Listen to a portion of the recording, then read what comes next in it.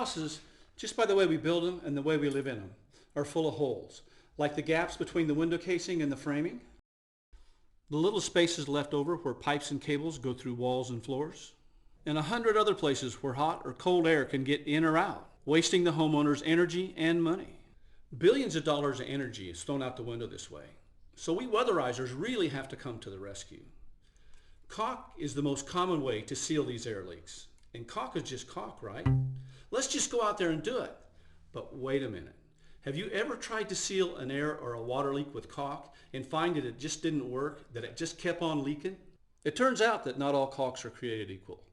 They have different chemistries for different conditions and different applications. Inside the house, outside the house, wet, dry, hot, cold, painted, not painted.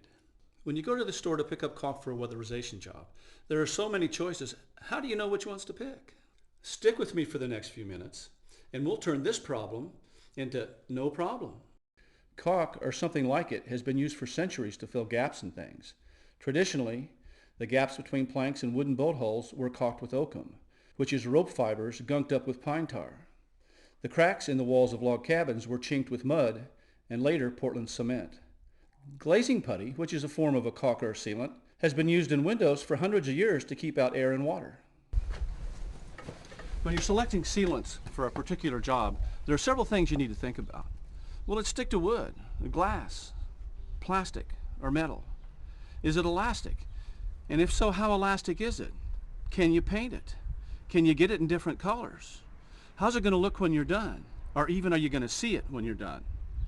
Now there are 4 basic types of sealants available on the market today: silicones, polyurethanes, solvent-based, and water-based. Silicone is like synthetic rubber. It's very elastic. It's very resistant to water. The most common places to use it are in areas that get damp, like kitchens and bathrooms. Polyurethanes are durable, flexible, good exterior caulks to use when you're going to need to paint over them. Solvent-based caulks have the durability and flexibility of urethanes. They come in a wide range of colors, and like urethanes, they can be applied to wet substrates. Latex acrylic caulks are very paintable. In fact, one name you'll frequently see for them is painter's caulk. Most of them are not particularly strong, but they're great used indoors because they won't smell up the house. Water is the solvent for these, and they're low in volatile chemicals. And because they're water-based, they're really easy to clean up. Typically in weatherization work, I'd say let's keep things simple. Inside the house, use a latex acrylic water-based caulk. Outside the house, use a polyurethane or a solvent-based caulk. Inside the house where it might get wet, use a silicone. Around hot vent pipes, use a sealant that's rated for high heat. Here's a sample of a butt joint that I filled with polyurethane caulk that's been cured for a few days. I'm pulling on this with maybe 10 pounds of force. See it stretch? And there's no sign of the caulk breaking. Here's an even more graphic demonstration of caulk flexibility. This is a solvent-based caulk. It's really like rubber when it sets up. Can we stretch this so much that it'll pull away from the wood? The joint is almost twice its original width, and it starts pulling apart from itself before it tears away from the wood. So what does a weak caulk look like? This is painter's caulk, a latex acrylic caulk. I'm pulling on it with only 2 or 3 pounds of force, and it also sticks to the surrounding wood better than it sticks to itself. That's called a failure of cohesion.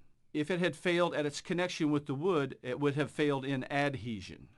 One of the don'ts for latex caulk is don't apply when there's a chance that the caulk might get wet before final curing. In other words, don't use this stuff in the rain. But don't take my word for it. Here comes the rain. The bead of caulk on the right is a latex caulk that's been cured for a few days. On the left, our fresh caulk is dissolving. It almost looks like milk here. And most caulk types take to paint pretty well, meaning the paint covers the caulk and adheres to it well.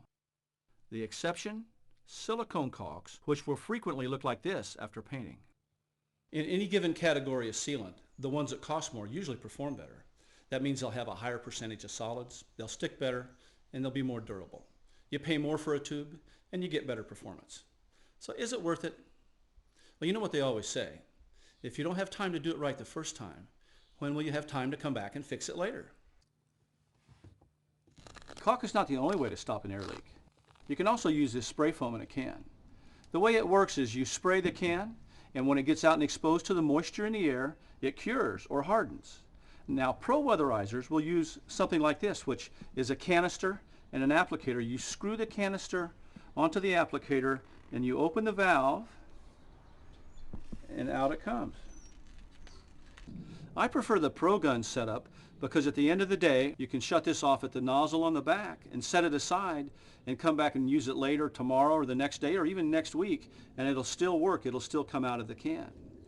Where with this, many times once you start using it and you set it down for 15 or 20 minutes and go back to pick up and use it again, and the foam is cured inside the nozzle and you can't use it anymore.